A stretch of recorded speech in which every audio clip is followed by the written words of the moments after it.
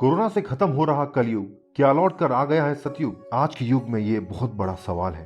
प्रिय दर्शकों, कोरोना ने हमें सतयुग की एक झलक तो दिखलाई है, परंतु कलयुग का काल 4,36,000 साल लंबा चलेगा। अभी कलयुग का प्रथम चरण ही चल रहा है। तो प्रिय दर्शकों, आइए आपको बताते हैं कि किस प्रकार कोरोना ने हम सबको सतयुग की एक झलक दिखलाई है। इन दिनों पूरी दुनिया कोरोना नाम के वायरस से डरी हुई है। भारत सहित दुनिया के कई देशों में लॉकडाउन है। लोगों की जिंदगी सिमट कर घर के दहलीज के अंदर तक ही रह गई है। कलयुग, जिसे कल कारखानों का युग भी कहा जाता है, कोविड-19 ने जैसे उसकी विदाई ही कर दी है। कल कल कारखाने बंद पड़े हैं, उन पर बड़े बड़े ताले लटके हुए हैं जो बता रहे हैं कि सब लॉकडाउन है। दिन रात कारखानों की चिमनियों से उगलता धुआं भी ऐसे विलीन हो चुका है जैसे चूल्हे की आंच की अब जरूरत ही नहीं। मजदूर अपनी जमीन को लौट चुके हैं या लौटने के लिए बेचैन हैं, जैसे उन्हें मोक्ष मिल गया हो, उनकी साधना पूरी हो गई हो और परम ज्ञान मिल गया हो। कोई भौतिक चाह नहीं है, बस अपने जीवन में संतुष्ट होकर परिवार के साथ राम नाम भजना ही जीवन का ध्येय हो। ऐसा लग रहा है जैसे कोविड-19 के साथ साल 2020 में सतयुग का आगमन हुआ है। चंद महीने पहले की बात कर लीजिए, अगर सड़क पर 50 रुपए का नोट गिरा मिल जाता तो लोग कनखी निगाहों से यह देखते कि कोई देख तो नहीं रहा है और चुपके से उठाकर जेब में डालकर यूं मुस्कुराते जैसे कोई दबा खजाना मिल गया है। लेकिन कोविड-19 ने लोगों के मन से तो जैसे लोभ का अंत ही कर दिया है। अगर रास्ते पर 2000 का नोट भी गिरा मिले तो लोग उसे देखकर उठाने की कोशिश नहीं करते, बल्कि देखकर ऐसे भागते हैं जैसे कि कोई बम गिर गया हो। लोग पराये धन को कंकड़ मानकर उससे दूरी बना रहे थे। इसका उदाहरण दिल्ली के लॉरेंस रोड के घर के पास देखने को मिला, जहां एक महिला के 500 के 3 नोट गलती से बालकनी से नीचे गिर गए।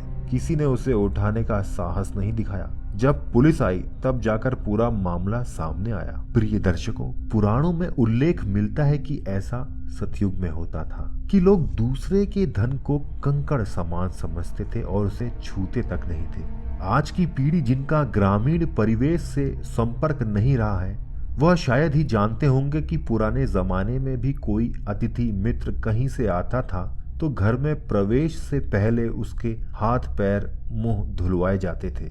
इसके लिए घर के बाहर ही एक छोटी सी चौकी होती थी जिस पर खड़े होकर अतिथि पवित्र होते थे।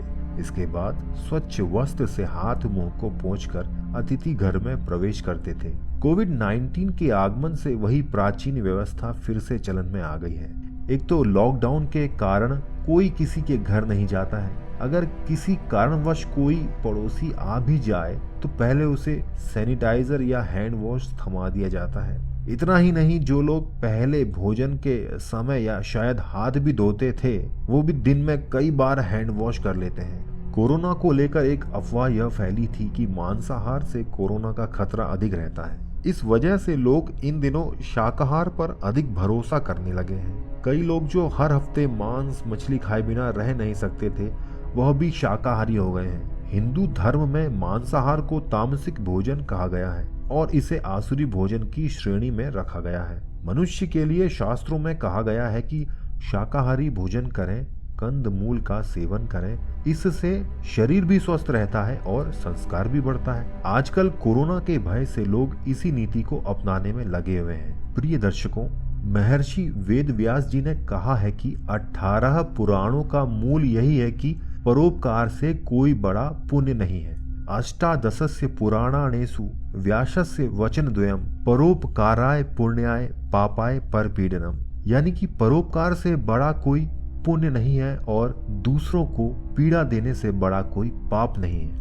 कोरोना से विश्व भर में व्याप्त संकट के बीच लोगों में परोपकार की भावना भी बढ़ी है। लोग एक दूसरे की मदद करने के लिए भी आगे आए हैं। सरकारी और सामाजिक संस्थाओं के अलावा व्यक्तिगत तौर पर भी लोग आसपास के जरूरतमंदों की सहायता कर रहे हैं। इस आपदा की घड़ी में किन्नरों ने भी जरूरतमंदों की ओर मदद का हाथ बढ़ाया है। कलयुग के बारे में पुराणों में लिखा है कि इस समय में लोग एक दूसरे से छल करेंगे, सभी स्वार्थी हो जाएंगे। लेकिन कोरोना संकट के बीच लोग जिस तरह से एक दूसरे की मदद कर रहे हैं, वह सतयुग के गुण को दिखा रहा है। कलयुग के पैर पसारने तक लोग सुबह शाम राम नाम का जाप किया करते थे। पवित्र भाव से लोग घर में बैठकर राम नाम का कीर्तन भजन किया करते थे। वर्तमान समय में जब लॉकडाउन लगा हुआ है, तब घर में बैठे लोग सुबह शाम इस आपदा से निकलने के लिए भगवान का ध्यान कर रहे हैं। दूरदर्शन द्वारा रामायण और महाभारत का प्रसारण होने से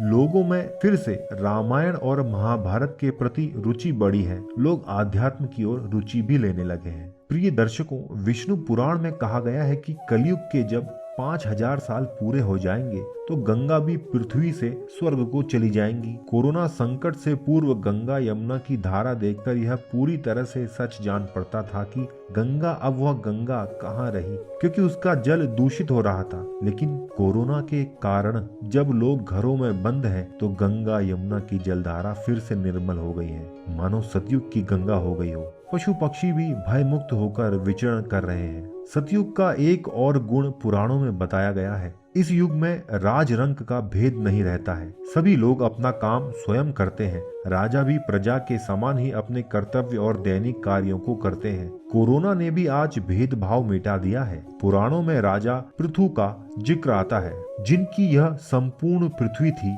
उन्हीं के नाम पर इस समूची धरती को पृथ्वी कहा गया है। उन्होंने स्वयं अपने हाथों से खेती की थी।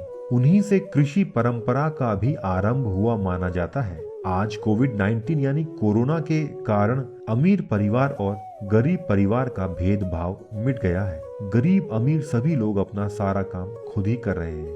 तो दर्शकों, ये थी कोरोना में सतयुग की एक झलक। अब आप जान ही चुके हैं कि मनुष्य ही अपनी बर्बादी का कारण है। आप सभी से निवेदन है कि आप सभी अपना और अपनों का साथ और ख्याल रखें। प्रकृति की रक्षा करें, जानवरों का ख्याल रखें, नदी नाले साफ ही रहने दें। और आपको ये वीडियो कैसी लगी कमेंट में जरूर बताएं। और हाँ, सब्सक्राइब जरूर करें आप इस चैनल को। धन्यवाद।